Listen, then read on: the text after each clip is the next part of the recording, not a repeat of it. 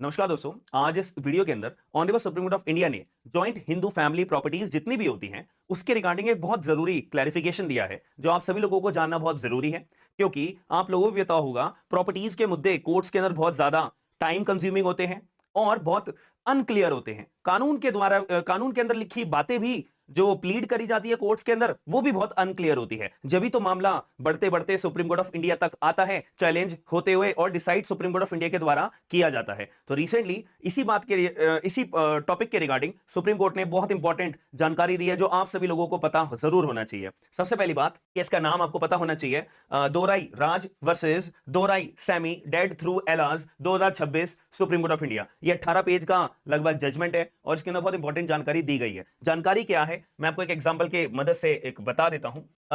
मान लेते हैं ये एक प्रॉपर्टी है, ये एक प्रॉपर्टी है, ये पुश्तैनी प्रॉपर्टी है। पुश्तैनी प्रॉपर्टी को कानून की भाषा में बोला जाता है एंसेस्ट्रल प्रॉपर्टी।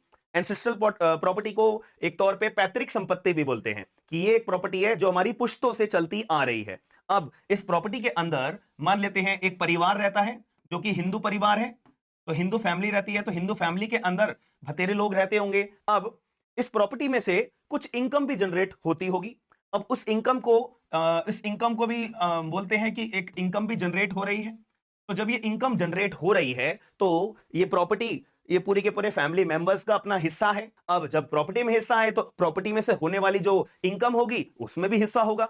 तो ऐसे केस में जब एक जॉइंट फैमिली प्रॉपर्टी होती है, एक जॉइंट फैमिली होती है, हिंदू फैमिली होती है, तो उसके अंदर जो सबसे बड़ा उम्र का व्यक्ति होता है उसको हम क्या बोलते हैं? कर्ता।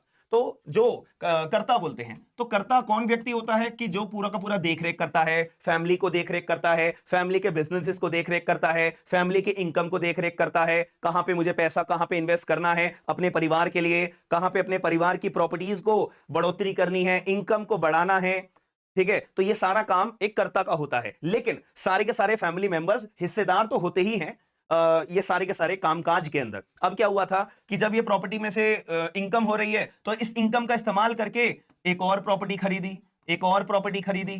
ठीक है, और ये जो प्रॉपर्टीज खरीदी हैं तो ये प्रॉपर्टीज किसके नाम पे खरीदी हैं? कर्ता के नाम पे खरीदी हैं। तो सवाल ये उठता है कि जब जॉइंट हिंदू फैमिली कि इनकम में से उस पैसे का इस्तेमाल करके जब कोई प्रॉपर्टी खरीदी जाती है तो वो प्रॉपर्टी को हम नाम क्या देंगे? क्या ये प्रॉपर्टीज भी हमारी जॉइंट हिंदू फैमिली प्रॉपर्टीज के अंदर आती है या नहीं आती है? तो मैं यहां लिख के भी बता देता हूं, क्या ये प्रॉपर्टी जो खरीदी है क्या ये जॉइंट हिंदू फैमिली प्रॉपर्टी के अंदर कैटेगरी में आती है या नहीं? ये सवाल सुप्रीम कोर्ट ऑफ इंडिया के पास आया तो honourable supreme court of India ने क्लियर शब्द में बोला, भैया ये जो प्रॉपर्टीज है कर्ता के नाम पे खरीदी है तो यार ये प्रॉपर्टी जॉइंट हिंदू फैमिली में ही तो आएंगी ना, बात खत्म हो जाती है। लेकिन यहीं पे एक और क्लैरिफिकेशन है। एक बात बताओ, ये जो करता है यार ये भी तो अपना इंसान है ना, ये भी तो चाहेगा ना अपना पर्सनल कुछ बढ़ोतरी करना, अपने पर्सनल अपने बीवी बच्चों के लिए कुछ बढ़ोतरी करना।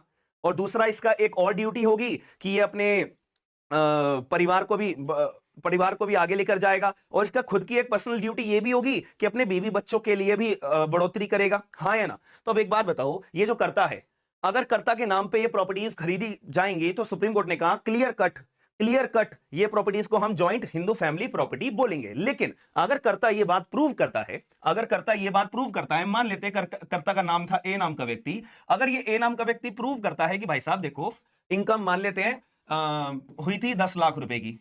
ठीक है, अब ये 10 लाख रुपए के इस जॉइंट हिंदू फैमिली की जो इनकम हुई थी प्रॉपर्टी में से वो 10 लाख रुपए की हुई थी। तो मैंने इस 10 लाख रुपए को ना इस्तेमाल करा था एज अ लोन के तौर पे, मैंने लोन के तौर पे इसको पैसा लिया और ये जो प्रॉपर्टीज थी ये मैंने प्रॉपर्टीज अपने नाम पे खरीदी है। तो मैंने तो यार अपने खुद के लिए खरीदी है, जॉइंट फैमिली के लिए नहीं खरीदी है। और जो इनकम का पैसा जो था वो मैंने जो इस्तेमाल करा वो एज अ लोन के तौर पे मैंने इस्तेमाल करा। भाई मैं धीरे धीरे पैसा चुकाता रहूंगा जो मैंने लोन लिया है। तो अब ये जो प्रॉपर्टीज हैं ये जॉइंट हिंदू फैमिली प्रॉपर्टी अगर बोल दोगे तो भैया सारे के सारे परिवार वालों का हिस्सेदार ये प्रॉपर्टी के बन जाएंगे। बट ये जो प्रॉपर्टी थी मैंने तो खुद अपने सेल्फ के लिए ली थी, ना कि जॉइंट सेल्फ एक्वायर्ड प्रॉपर्टी के। कानूनी भाषा में इसको बोलते हैं कि आप अपने खून पसीने की कमाई से जो भी प्रॉपर्टी खरीदते हो उसको क्या बोला जाता है कानून की भाषा में? Self acquired property. तो ए नाम के व्यक्ति ने ऑब्जेक्शन रेज करा कि साहब देखो यार आप इसे जॉइंट हिंदू फैमिली प्रॉपर्टी मत बोलो। तो कोर्ट ने कहा ठीक है भाई, आपको हम एक और क्लैरिफिकेशन देते हैं कि हालांकि कानून तो इसे प्रिज्यूम करेगा जॉइंट हिंदू फैमिली प्रॉपर्टी कानून के तौर पे, लेकिन अगर पार्टीज अगर कोई ऑब्जेक्शन रेज करती हैं कि ये मेरी सेल्फ एक्वायर्ड प्रॉपर्टी है, तो उन्हें बात को प्रूव करना पड़ेगा। तो ए नाम के व्यक्ति, आप ये बात प्रूव करो कि ये जो इनकम आपको हुई है, ये इनकम का इस्तेमाल एज अ लोन आपने इस्तेमाल करा था, और एज अ लोन के तौर पे आपने ये जो प्रॉपर्टी खरीदी है, ये अपने लिए खरीदी है, अपना सेल्फ एक्वायर्ड प्रॉपर्टी बनाने के लिए खरीदी है। तो अब फिर सेल डीड देखी गई, तो ऐसे केस में जो ये कर्ता ने प्रॉपर्टी खरीदी थी, तो इसकी सेल डीड तो बनी होगी ना, सेल डीड। ठीक है, तो सेल डीड में देखा कि यार ये प्रॉपर्टी जो है ना अनडिवाइडेड शेयर के तौर पे, यहां पे लिखा हुआ था अनडिवाइडेड शेयर के तौर पे खरीदी गई है। तो यार एक बात बताओ, अनडिवाइडेड शेयर का मतलब क्या होता है? कि ये एक ऐसी प्रॉपर्टी है जो किसी के बंटवारे में नहीं आएगी, किसी के बंटवारे में नहीं आएगी। ये केवल और केवल प्रॉपर्टी ऐसी है जो इसमें सब हर किसी व्यक्ति का हिस्सा रहेगा। इसमें कोई ये अनडिवाइडेड शेयर मतलब कि ये कोई मेरा पर्सनल शेयर के तौर पे नहीं खरीदी गई है। सेल डीड में ये वर्ड लिखा हुआ। दूसरी बात यहां पे सामने आई कि चल भाई म्यूटेशन चेक कर लेते हैं। म्यूटेशन का अंदर जो तुमने रिकॉर्ड नाम चढ़वाया है, तो अपना चढ़वाया है, क्या चढ़वाया है, मतलब म्यूटेशन रिकॉर्ड में अपना नाम एंट्री चढ़वाई है या नहीं? तो म्यूटेशन में कोई रिकॉर्ड नहीं था।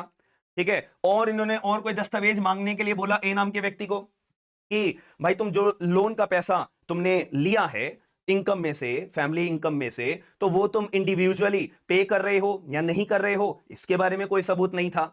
तो अब कोर्ट ने क्या बोला था कि सॉरी, ये जो ए नाम के व्यक्ति, आपने जो ये प्रॉपर्टी खरीदी है जॉइंट फैमिली के पैसे का इस्तेमाल करके, तो ये आपकी जॉइंट सेल्फ एक्वायर्ड प्रॉपर्टी नहीं मानी जाएगी। इसको हम क्या बोलेंगे? लॉ प्रिज्यूम इसे करेगा जॉइंट हिंदू फैमिली प्रॉपर्टी के तौर पे। अब बात आ जाती है विल को लेकर। जैसे कि ये प्रॉपर्टीज हैं, एक ये प्रॉपर्टी एंसेस्ट्रल वाली थी, और ये जो प्रॉपर्टी थी दो और खरीदी थी।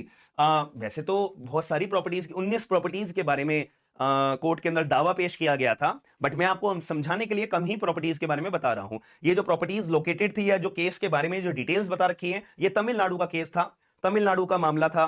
तो अब यहां पे विल की बात करी जाए, क्योंकि यहां पे अभी हमने केस के नाम पे पढ़ा था ना, पार्टी तो मर चुकी है। Dorai Samy dead through alloys, इसका मतलब ये होता है कि जब पार्टी ने केस डाला था, लड़ते लड़ते पार्टी मर चुकी है, तो उसके एलाज जो बीवी बच्चे होंगे वो अब केस को आगे कंटिन्यू कर रहे हैं। तो अब ऐसे केस में ये जो प्रॉपर्टीज थी, इन प्रॉपर्टीज को लेकर विवाद हुआ कि भाई जो हमारे पिता थे उन्होंने विल लिखी थी, तो यहाँ पे भी एक विल को लेकर सस्पिशियस शक पैदा हुआ। जो विल बनाई गई थी भाई, बंदे के मरने से 72 घंटे तो पहले विल बनाई तुमने। ठीक है, ये एक शक वाली बात आ जाती है। और एक बात बताओ, जब बंदा पढ़ा लिखा था, हर टाइम हर दस्तावेज पे वो सिग्नेचर करता था, तो केवल और केवल विल पे अंगूठा क्यों लगाया? ठीक है, क्योंकि विल पे केवल अंगूठा लगा हुआ था। ये एक शक की कैटेगरी आ जाती है। तीसरी बात, यहां पे एक और बात पेश करी गई, जो ये विल ड्राफ्ट करी गई थी, भैया ये तो तुम्हारे दोस्त ने ड्राफ्ट करी है या तुम्हारे रिश्तेदार ने ड्राफ्ट करी हुई है, प्रॉपर वकील को आपने क्यों पेश नहीं करा पूरी विल ड्राफ्ट करते हुए? तो ये विल की ड्राफ्टिंग थी, इसमें शक पैदा हुआ। इसके बाद एक स्क्राइब भी होता है। ठीक है, स्क्राइब के बारे में पूछा गया कि स्क्राइब मौजूद था क्या? तो उसमें बोला गया कि जो स्क्राइब था वो तो इलेक्शन ड्यूटी में लगा हुआ था। ठीक है, तो ऐसे केस में स्क्राइब की प्रेजेंस पे भी शक पैदा हुआ। तो ये सारे शक को ध्यान में रखते हुए हाईकोर्ट ने विल को इनवैलिड घोषित कर दिया था। विल को इनवैलिड घोषित कर दिया था। मामला गया सुप्रीम कोर्ट में, सुप्रीम कोर्ट ने भी कहा हाँ सॉरी, ये विल वैलिड नहीं है। तो फाइनली सारी बातों को ध्यान में रखते हुए honourable supreme court of India ने ये जजमेंट पास करा था कि अगर कोई जॉइंट हिंदू फैमिली प्रॉपर्टीज होती हैं और उस प्रॉपर्टी में से कोई इनकम होती है, या जॉइंट हिंदू फैमिली की अपनी कोई इनकम जनरेट होती है और उस पैसे का इस्तेमाल करके कोई प्रॉपर्टी परचेज करी जाती है कर्ता के नाम पे, तो यह माना जाएगा कि यह प्रॉपर्टी जॉइंट हिंदू फैमिली की ही है। और अगर कोई पार्टी को ऑब्जेक्शन या कोई फैमिली मेंबर को ऑब्जेक्शन रेज करना है, तो भाई आप ये बात को प्रूव करो कि आपने सेल्फ एक्वायर्ड प्रॉपर्टी के तौर पे खरीदी है, तभी मानेंगे, वरना हम तो ये मान के बैठे हैं जॉइंट हिंदू फैमिली की ही प्रॉपर्टी है। That's it. जजमेंट का नाम क्या है? आप लोग एक बार जजमेंट का नाम देख लीजिए। Dorai Raj versus Dorai Samy dead through alloys, और ये फरवरी अभी 2026 का ही जजमेंट है, ये जो आपके सामने मैंने पेश करा है। ठीक है, 5 फरवरी 2026। तो अगर आपको वीडियो के अंदर जो जानकारी दी गई है वो आपको समझ में आई है, तो वीडियो को लाइक शेयर सब्सक्राइब जरूर करिएगा। और आपका क्या पॉइंट ऑफ व्यू है इस पूरी की पूरी कहानी को या जजमेंट को समझने के बाद, उसको जरूर बताइएगा। ये पूरी की पूरी जजमेंट के अंदर जो भी फैक्ट्स हैं A to Z मैंने आपको क्लैरिफाई करे हैं। तो आप लोग अगर पढ़ना चाहते हो इस जजमेंट को, तो मेरा टेलीग्राम ग्रुप ज्वाइन कर लीजिए, वहां पे आपको ये जजमेंट की कॉपी मिल जाएगी। और फाइनल बात ये है कि आप अगर जॉब की डेली अपडेट्स, लीगल जॉब्स की अपडेट्स देखना चाहते हो, तो हमारा टेलीग्राम ग्रुप भी है, आप उसे फॉलो जरूर करिएगा। और अगर आप कोई जुडिशरी एस्पिरेंट हो, जुडिशरी की तैयारी कर रहे हो, या AIB एग्जाम की तैयारी कर रहे हो, तो हमारा बैच है AIB का, AIB 21, आप उसे ज्वाइन कर सकते हो। हमारी एप्लीकेशन है स्मार्ट एंड लीगल गाइडेंस, जो एंड्रॉइड यूजर्स के लिए भी है, आईफोन यूजर्स के लिए भी है, लैपटॉप यूजर्स के लिए भी है। सभी के सभी लिंक्स टेलीग्राम पे, इंस्टाग्राम के एंड हमारी एप्लीकेशन के, कोई बैच के, सभी के लिंक्स आपको डिस्क्रिप्शन बॉक्स के अंदर मिल जाएंगे ताकि कोई परेशानी नहीं होगी। हमारा एक सीपीसी का भी बैच अभी चल रहा है, बहुत इंपॉर्टेंट है। जो भी लोग जुडिशरी की तैयारी कर रहे हैं तो आप लोग ज्वाइन करना चाहते हो तो कर सकते हो। आपको एक एक चीज पढ़ाई जाएगी, हिंदी, इंग्लिश लैंग्वेजेस में, लाइव रिकॉर्डेड क्लासेस में, एक एक टॉपिक जब तक आपका कंप्लीट या समझ में नहीं आएगा तब तक आपको छोड़ा नहीं जाएगा, याद रखिएगा। तो अगर वीडियो पसंद आए तो लाइक शेयर सब्सक्राइब जरूर करें। मिलते हैं नेक्स्ट वीडियो के अंदर। थैंक यू, धन्यवाद।